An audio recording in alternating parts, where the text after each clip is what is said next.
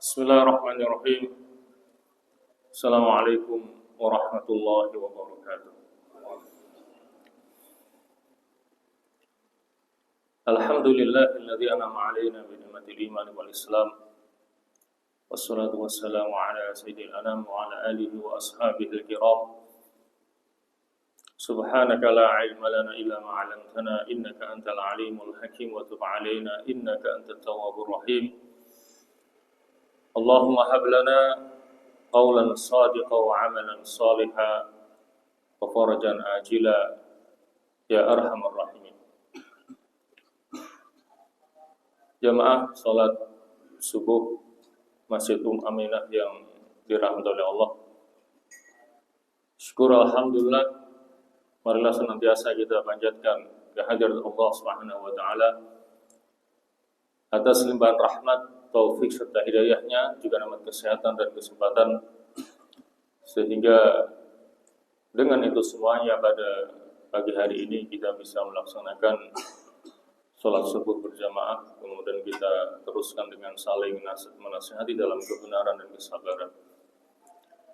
Harapan kita semoga niat dan langkah baik kita akan diterima oleh Allah Subhanahu wa taala. Tidak lupa semoga salawat dan salam tetap terlimpahkan kepada Nabi kita Muhammad sallallahu alaihi wasallam beserta para sahabat dan pengikut-pengikutnya yang pada akhirnya insyaallah akan melimpah kepada kita semua selaku umatnya. Amin amin ya mujibas sa'il. Jamaah sekalian yang dirahmati Allah, pada kajian Islam tematik pagi hari ini kita akan membicarakan tentang beberapa kewajiban-kewajiban yang harus kita tunaikan terhadap Al-Quranul Karim. Untuk membahas tema ini sebagai landasan, kita akan bacakan firman Allah Subhanahu wa taala dalam surah Fatir ayat 32, di mana Allah Subhanahu wa taala berfirman, a'udzubillahi minasyaitonir rajim, "Tsumma awrathna al-kitaba alladziina istafaina min 'ibadina faminhum dhalimun li nafsihi wa minhum muqtasid wa minhum sabiqun bil khairati bi idznillah dzalika huwal fadlul kabir." Yang artinya kemudian kami wariskan Alkitab, yaitu Al-Quran, kepada yang kami pilih di antara hamba-hamba kami. Di antara mereka ada yang menganiaya diri mereka sendiri. Di antara mereka ada yang pertengahan. Dan di antara mereka ada yang bersegera melakukan kebaikan-kebaikan dengan izin Allah. Dan itulah karunia yang besar. Dari ayat di atas bisa kita pahami bersama bahwa orang-orang yang diwarisi Al-Quran oleh Allah Subhanahu wa ta'ala terbagi di dalam 3 golongan. Golongan yang pertama adalah zalimul li nafsi, orang-orang yang menganiaya diri mereka sendiri. Mereka adalah orang-orang yang keburukannya, kejahatannya jauh lebih banyak daripada kebaikannya. Dosanya jauh lebih banyak daripada pahala yang dikumpulkannya. Dan golongan yang kedua adalah golongan pertengahan, yaitu golongan orang-orang yang kebaikannya sebanding dengan keburukannya, pahalanya sebanding dengan dosanya. Dan golongan yang ketiga adalah golongan orang-orang yang bersegera melakukan kebaikan dengan izin Allah. Mereka adalah orang-orang yang senantiasa melakukan kebaikan dan jarang berbuat kesalahan ataupun dosa. Terkait dengan golongan yang pertama, orang-orang yang menganiaya diri mereka sendiri. Di sini para ulama berbeda pendapat. Ada yang mengatakan bahwa golongan yang pertama ini telah menjadi golongan yang kafir. Ada yang mengatakan menjadi golongan munafik. Tetapi yang lebih benar adalah bahwa golongan yang pertama ini masih termasuk golongan kaum muslimin. Dengan alasan pertama dikembalikan kepada apa yang Allah nyatakan pada ayat di atas tadi, bahwa mereka meskipun termasuk orang-orang yang telah menganiaya diri mereka sendiri, mereka masih termasuk yang terpilih di antara hamba-hamba Allah Subhanahu wa ta'ala. Tsumma awrasna alladziina astafaina min ibadina. Jadi meskipun mereka orang-orang yang zalim, masih termasuk yang terpilih di antara hamba-hamba Allah Subhanahu wa ta'ala.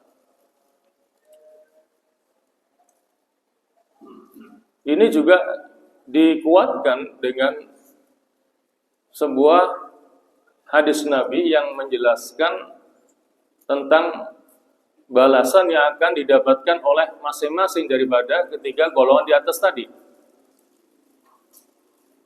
Kata Rasulullah bahwa golongan yang ketiga,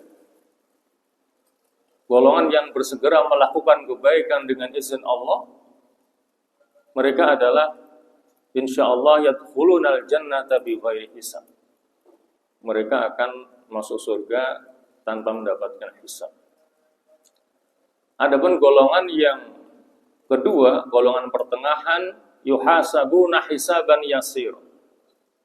Mereka akan dihisab dengan hisab yang dimudahkan oleh Allah Subhanahu wa ta'ala. Adapun golongan yang pertama, yang menganiaya diri mereka sendiri, mereka akan dihisab dengan hisab yang lama, namun pada akhirnya mereka akan mendapatkan ampunan dan maaf dari Allah Subhanahu wa ta'ala. Maka dari hadis di atas bisa kita simpulkan bahwa golongan yang pertama, meskipun mereka telah menganiaya diri mereka sendiri, masih termasuk golongan dari kaum muslimin. Jamaah sekalian, setiap muslim tentunya berharap bisa termasuk golongan yang ketiga, yang bersegera melakukan kebaikan dengan izin Allah Subhanahu wa ta'ala. Minimal golongan yang kedua, yang pertengahan, jangan sampai menjadi golongan yang pertama. Apakah seseorang bisa masuk golongan ketiga, kedua, atau ke satu? Tentu ini erat kaitannya dengan sejauh mana dia bisa melaksanakan kewajiban-kewajiban terhadap kitab sucinya, yaitu Al-Quranul Karim. Semakin dia bisa mengamalkan semua kewajiban itu, ya diharapkan bisa masuk golongan yang ketiga, atau minimal yang kedua lah, yaitu golongan pertengahan. Oleh karena itulah di sini kita akan sampaikan 4 kewajiban yang harus ditunaikan oleh seorang muslim terhadap Al-Quran. Yang pertama adalah dengan mendengarkannya. Yang kedua dengan membacanya, yang ketiga dengan mentadaburinya, dan yang keempat dengan mengamalkannya dan ikut menyebarluaskan Al-Quran. Baik, kita mulai dari kewajiban yang pertama adalah mendengarkan Al-Quranul Karim. Jamaah sekalian, memperdengarkan Al-Quran itu merupakan salah satu di antara dakwah Rasulullah pada permulaan dakwahnya. Dan dari mendengarkan Al-Quran ini, ternyata banyak di antara orang-orang kafir yang akhirnya mendapatkan hidayah kemudian masuk ke dalam agama Islam. Salah satu di antaranya adalah Umar ibn Khattab. dia mendapatkan hidayah dari Allah masuk ke dalam agama Islam setelah mendengarkan bacaan Al-Quran yang dibacakan oleh adiknya yaitu Fatimah. Surat Toha ayat 1 sampai 8. Ternyata surat Toha ayat 1 sampai 8 ayatnya pendek-pendek, bisa melunakkan hati Umar yang keras sebagai batu. Akhirnya mendapatkan hidayah dan masuk ke dalam agama Islam. Di samping mungkin ini berkat doa Nabi. Karena Nabi pernah berdoa, Allahumma a'izzal Islam bi ahadi umarain. Ya Allah, muliakanlah Islam dengan masuk Islamnya salah satu di antara dua Umar. Antara Umar ibn Khattab dengan Amr ibn Hisham, yaitu Abu Jahal. Dan ternyata hidayah Allah jatuhnya kepada Umar ibn Khattab. Dan di antara faktor penyebabnya adalah setelah mendengarkan bacaan Al-Quran yang dibaca oleh adiknya Fatimah.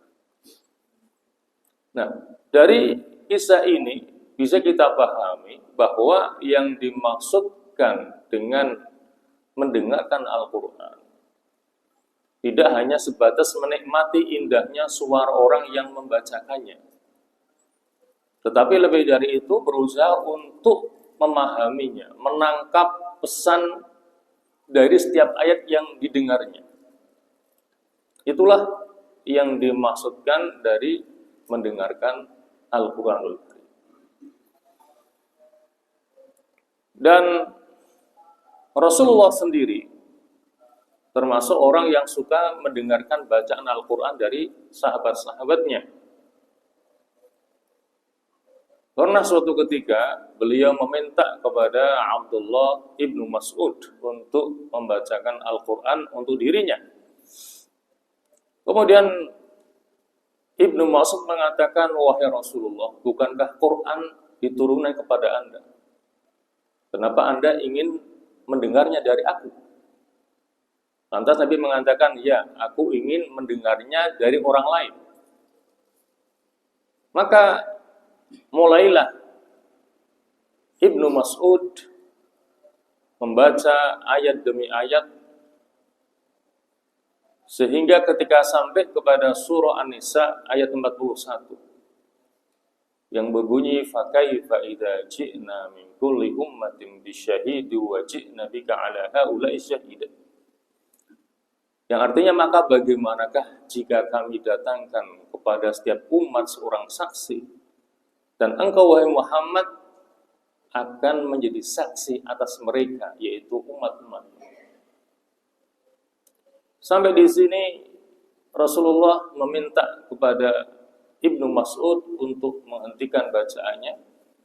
Kemudian beliau menundukkan kepalanya dan meneteskan air mata.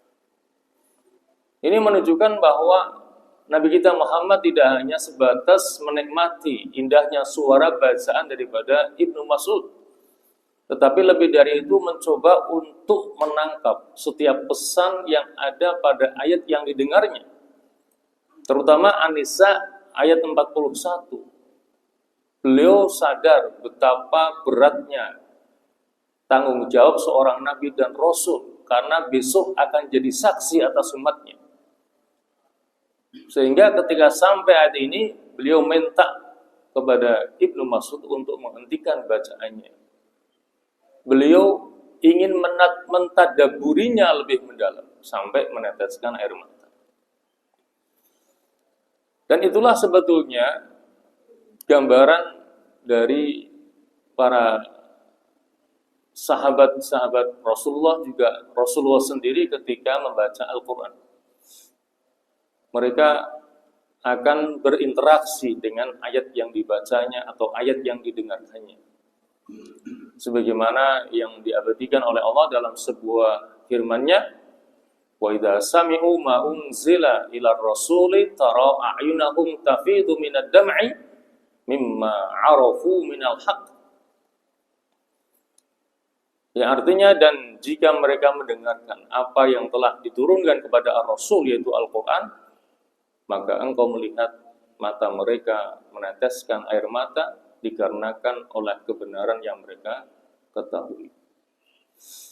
Jadi itulah kewajiban pertama yang hendaknya ditunaikan oleh seorang muslim terhadap Al-Quran, yaitu sering-sering mendengarkan bacaan Al-Quran dalam makna berusaha untuk memahaminya dan menangkap pesan yang ada pada setiap ayat yang didengarkannya itu. Ya mas sekalian, kewajiban yang kedua adalah dengan membacanya. Terkait dengan membaca Al-Quran, tentunya kita sudah sering mendengar hadis-hadis yang menjelaskan tentang keutamaannya. Di antaranya hadis yang sudah sangat populer dan sering kita mendengarkannya, yaitu man qara'a harfan min kitabillah falahu hasanah wal hasanatu bi asyri amsalihha la aqulu alif lam mim harfun walakin alifun harfun wa lamun harfun wa mimun harfun.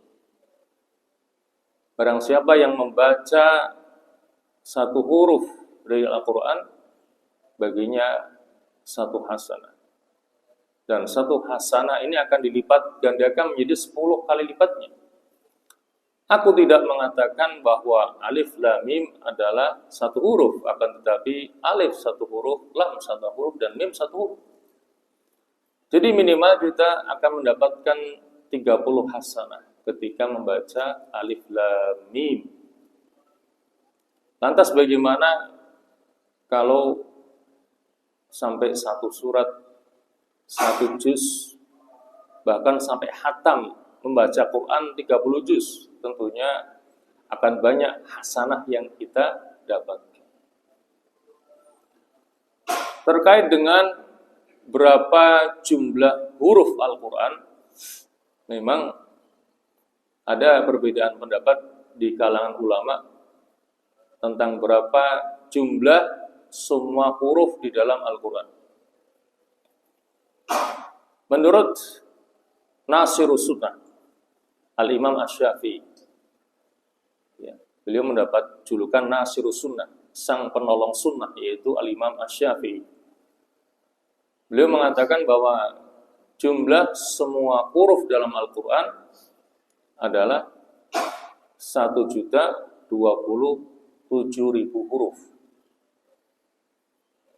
Artinya ketika orang baca Quran sampai khatam, dia akan mendapatkan pahala sebanyak 10.270.000 hasanah. Tentunya ini merupakan pahala yang sangat-sangat besar sekali,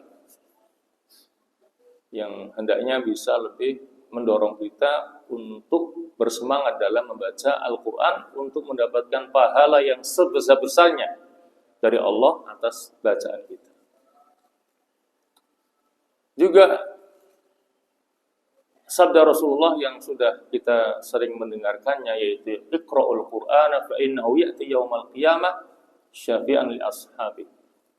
Bacalah olehmu Al-Quran, karena sesungguhnya Quran nanti akan datang memberikan syafaat kepada orang yang telah membacanya. Juga sabda Rasulullah dalam sebuah hadisnya, Yaji'ul Qur'anu yaumal qiyamah. Nanti pada hari kiamat, Quran yang kita baca akan datang. Yaqul, kemudian Quran akan mengatakan, Ya Rabbi halli. Wahai Tuhanku, pakaikan sesuatu kepadanya. Kepada orang yang dahulunya suka membaca Al-Quran. Fayulbasu tajal karamah, maka dipakaikan kepadanya mahkota kemuliaan. Tsumma yaqul, kemudian Quran kembali mengatakan, Ya Rabbi zidhu. Wahai Tuhanku, tambahilah dia. Fayulbas hullatal karamah. kemudian dipakaikan kepadanya pakaian kemuliaan. Tsumma yaqul, kemudian Quran kembali mengatakan, ya Rabbi irdo anhu fa irdo anhu. Wahai Tuhanku, ridhoilah dia, maka Allah pun meridhoinya.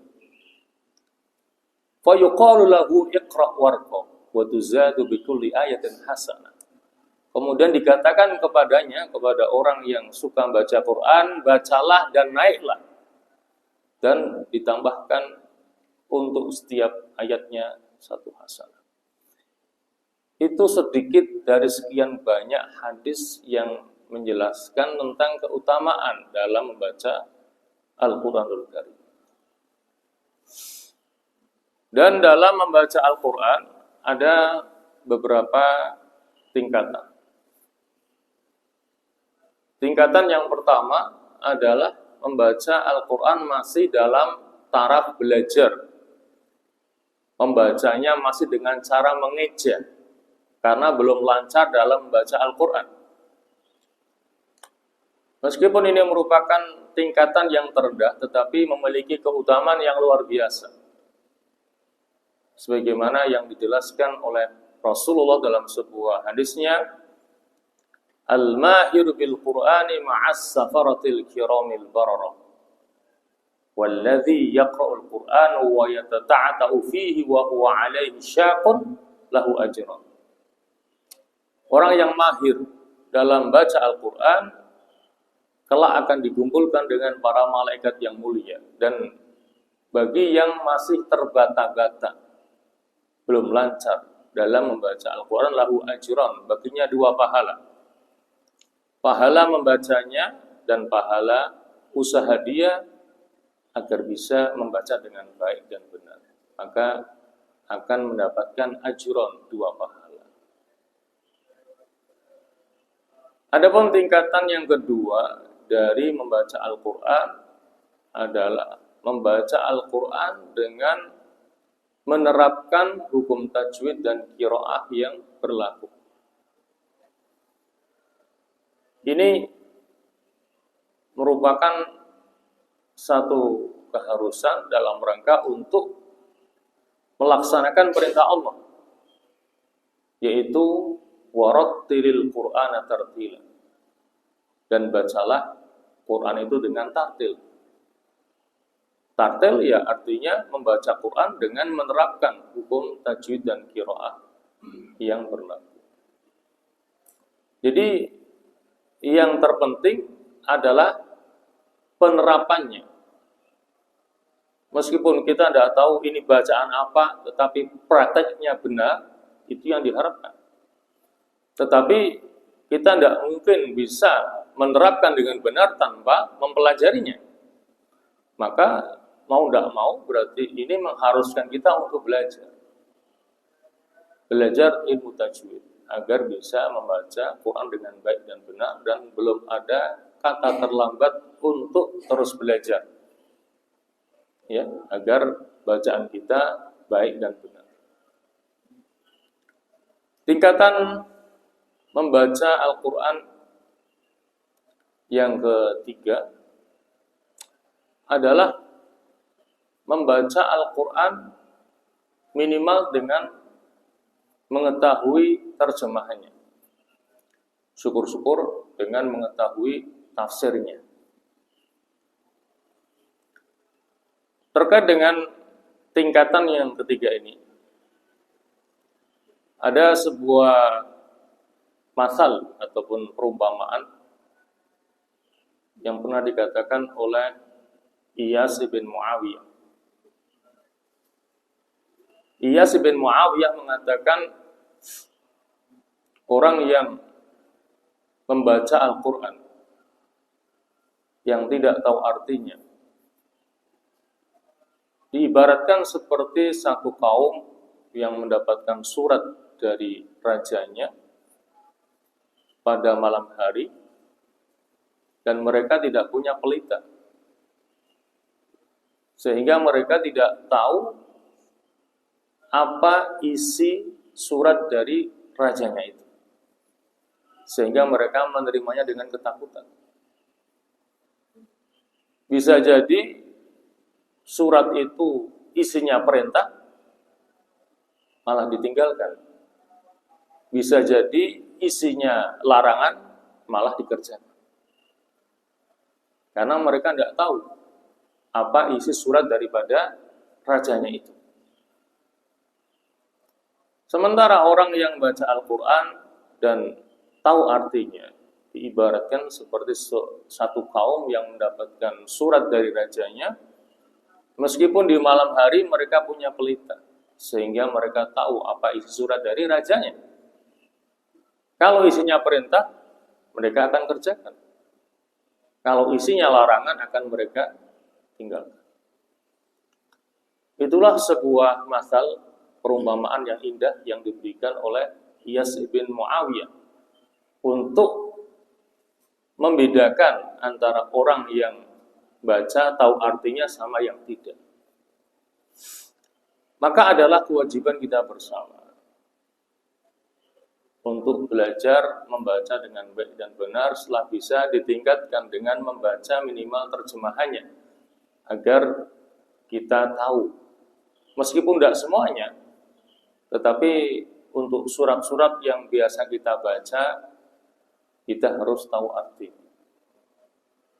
Yang paling utama adalah arti daripada surah Al-Fatihah, yang kalau kita baca, paling tidak sehari 17 kali.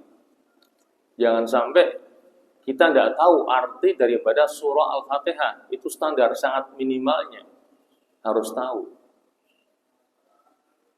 Nanti dilanjutkan dengan surat-surat yang lain. Apalagi kalau sampai ke tafsirnya. Nah, di Masjid Aminah oleh Ustaz Khazin diadakan kajian tafsir Al-Quran. Ya, setiap hari Jumat malam Sabtu.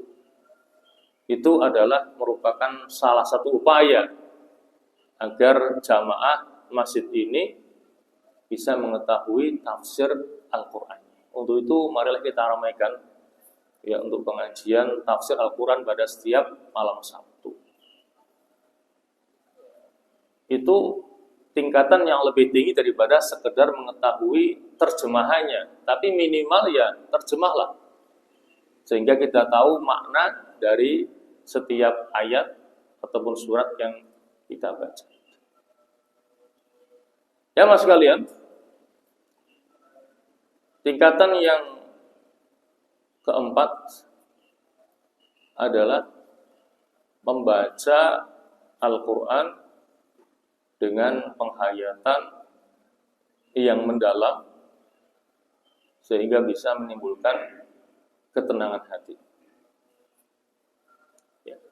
Dalam hal ini Allah Subhanahu wa taala berfirman dalam sebuah ayatnya, "Alladzina amanu wa tatma'innu qulubuhum bidzikrillah, ala bidzikrillah tatma'innul qulub." Orang-orang yang beriman yang hati mereka menjadi tenang karena ingat kepada Allah, ingatlah hanya dengan ingat kepada Allah maka hati akan menjadi tenang. Dan membaca Al-Quran adalah zikir yang paling utama. Sehingga dengan membaca Al-Quran yang merupakan zikir yang utama ini, maka diharapkan bisa membuat hati orang yang membacanya menjadi tenang. Jadi itulah 4 tingkatan dalam membaca Al-Quran. Kita sudah sampai tingkatan yang keberapa, tentunya kita yang tahu. Dan marilah terus kita tingkatkan sampai bisa mencapai tingkat yang keempat, yang dengan membaca Al-Quran itu betul-betul membuat hati menjadi tenang. Yang tahu adalah kita. Maka harus ada upaya untuk terus peningkatan dalam membaca Al-Quranul Karim. Ya mas sekalian, kewajiban yang ketiga adalah dengan mentadaburi Al-Quran. Tadabbur secara etimologi ataupun bahasa sebetulnya hampir sama dengan tafakur, merenungkan atau menghayati. Tetapi hakikatnya tadabbur ini memiliki makna yang lebih dari sekedar tafakur, yaitu memahami, menghayati ayat-ayat Al-Quran dalam rangka untuk mendekatkan diri kepada Allah yang sedekat-dekatnya. Jadi tujuan akhirnya dari proses tadabbur Al-Quran ini, seseorang akan semakin dekat dengan Allah Subhanahu wa Ta'ala, bahkan sangat dekat dengan Allah Subhanahu wa Ta'ala. Dan tadabbur Al-Quran ini sesuatu yang diperintahkan oleh Allah Subhanahu wa Ta'ala. Artinya kita tidak hanya diperintah untuk membacanya, tetapi juga untuk mentadabburinya. Sebagaimana firman Allah, kitabun anzalnahu ilaika mubarakul liyadabbaru ayatihi waliyatadzakkara ulul albab. Kitabun, inilah kitab Al-Quran. Anzalnahu ilaika, yang kami Allah telah menurunkannya kepadamu wahai Muhammad. Mubarakun, yang diberkahi. Jadi mubarak ini sifat daripada Al-Quran. Jadi Al-Quran adalah kitab suci yang penuh dengan keberkahan, yang diberkahi oleh Allah Subhanahu wa Ta'ala. Untuk apa Allah menurunkan kitabnya yang penuh dengan keberkahan itu? Ternyata liyadabbaru, untuk mereka mentadabburi, bukan hanya sekedar untuk dibaca saja. Liyadabbaru ayatihi, untuk ditadabburi ayat-ayatnya. Waliyatadzakkara ulul albab, dan agar menjadi peringatan pelajaran bagi orang-orang yang berakal.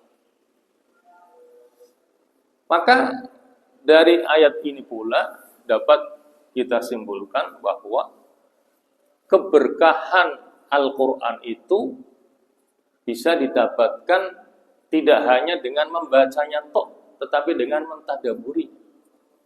Karena kalau kita perhatikan redaksi ayatnya begitu. Kami telah menurunkan kepadamu kitab Al-Quran yang penuh dengan keberkahan, kemudian terusannya liyadabbaru, agar mereka mentadabburi ayat-ayatnya.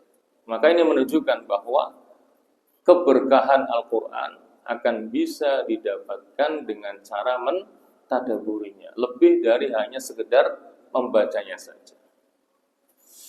Nah, itulah kewajiban ketiga yang harus kita perhatikan dan untuk kita laksanakan, yaitu dengan mentadabburi Al-Quranul Karim. Jamaah sekalian, sekarang kita sampai kepada kewajiban yang terakhir, yang keempat terhadap Al-Quran, adalah dengan mengamalkannya dan juga ikut menyebar luaskan Al-Quranul Karim. Mengamalkan isi Al-Quran sesuai dengan kemampuan kita. Kemudian juga kita dituntut untuk ikut menyebar luaskan Al-Quran, agar tidak ada lagi orang Islam yang buta Al-Quran, baik dalam makna hakiki maupun makna majazi. Buta Al-Quran dalam makna hakiki, makna yang sebenarnya seperti Muslim tetapi tidak bisa baca Quran, itu berarti kan buta Al-Quran dalam makna yang sesungguhnya. Buta Al-Quran dalam makna majazi, bisa baca Quran tapi tidak bisa mengamalkan isinya. Maka ini merupakan kewajiban kita bersama. Bukan hanya kewajiban para ustadz, para mubaligh, para kiai saja. Setiap pribadi muslim terkena kewajiban untuk ikut menyebarluaskan Al-Quran. Makanya sebagai dorongan ataupun motivasi buat kita bersama, dalam sebuah hadisnya Nabi bersabda, ini juga hadis yang sudah biasa kita dengar, yaitu khairukum man ta'allama al-Qur'ana wa 'allamahu. Sebaik-baik kalian adalah orang yang mempelajari Al-Quran dan mengajarkannya. Jadi kewajiban yang pertama adalah belajar Al-Quran. Ya, dari membacanya, mengkaji isinya, mengkaji terjemahannya, tafsirnya. Setelah itu wa'allamahu, kemudian mengajarkannya. Jadi untuk menjadi orang yang terbaik dalam pandangan Rasulullah terkait dengan Al-Quran, maka syaratnya dua. Pertama, mempelajarinya, kemudian mengajarkannya kepada orang lain. Maka bagi para orang tua, tentunya sudah cukup terbantu dengan adanya TPQ di mana-mana. Tetapi hendaknya orang tua tidak pasrah bongkoan terhadap TPQ saja. Artinya orang tua juga harus ikut mengecek bagaimana bacaan daripada anaknya. Nah, untuk bisa mengecek, ya orang tua harus tahu dulu. Ya, harus tahu dulu bagaimana cara membaca yang baik dan benar. Dan kita yakin seorang anak akan bangga ketika diajari langsung oleh orang tuanya ketimbang oleh gurunya. Jadi ada semacam kebanggaan pada diri anak. Oh, ternyata bapak saya, ibu saya tidak hanya cuma perintah untuk saya belajar Quran, tetapi orang tua saya juga bisa membaca dengan baik dan benar. Jadi ada semacam motivasi juga bagi sang anak. Tapi kalau orang tua hanya perintah tapi tidak bisa memberikan contoh, itu yang kita sayangkan. Maka perlu ada contoh keteladanan daripada orang tua. Nanti anak pun akan semangat dalam belajar Al-Quran. Ya. Jadi tidak sepenuhnya dipasrahkan kepada TPQ, tetapi juga orang tua ikut memantau, mengawasi, bahkan mengetes kalau bisa, sehingga akan diketahui bagaimana perkembangan anak-anaknya dalam membaca Al-Quran. Ya. Jadi itulah ada 4 ya, kewajiban yang harus kita tunaikan terhadap Al-Quran. Makanya hendaknya kita bisa amalkan semuanya, ya, baik dari yang pertama adalah mendengarkannya, yang berarti tidak hanya sekedar menikmati indahnya orang yang membaca Al-Quran, karena memang dalam membaca Al-Quran kita diperintahkan untuk membacanya dengan suara kita yang terbaik. Ya. Bahkan ada ancaman dari Nabi, "Malam yataghanna bil Quran falaysa minna." Barang siapa yang tidak membaguskan suaranya ketika membaca Quran, maka dia bukan termasuk golongan kami. Maka hendaknya ketika kita membaca Quran berusaha untuk mengeluarkan suara terbaik kita. Kadang orang kalau nyanyi suaranya dibagus-baguskan. Ketika nyanyi berusaha untuk menampilkan suaranya terbaik. Tetapi ketika membaca Quran suaranya ala kadarnya. Tidak begitu. Ya, jadi ketika membaca Quran diperintahkan untuk menunjukkan suara terbaiknya. Ya. Sehingga tadi kita ulang, yang dimaksudkan dengan mendengarkan Al-Quran tidak hanya sebatas menikmati indahnya suara orang yang mendengarkannya. Sebetulnya juga cukup kita sayangkan kalau jenengan mungkin browsing di internet, ya, bagaimana ada orang baca Quran kemudian disawer pakai uang, ya, sampai dikit-dikit uangnya itu. Ini gimana ini? Orang nyanyi disawer pakai uang, ini orang baca Quran juga disawer pakai uang. Sampai ada uangnya dibuat seperti kalung, dikalungkan sama dia masih baca Quran. Itu kan bukan penghormatan, lebih mungkin kepada pelecehan ini. Jadi bukan hanya mendengarkan indahnya suara bacaan Quran, tetapi untuk memahami pesan yang terkandung pada ayat yang didengarnya itu. Bagaimana akan paham?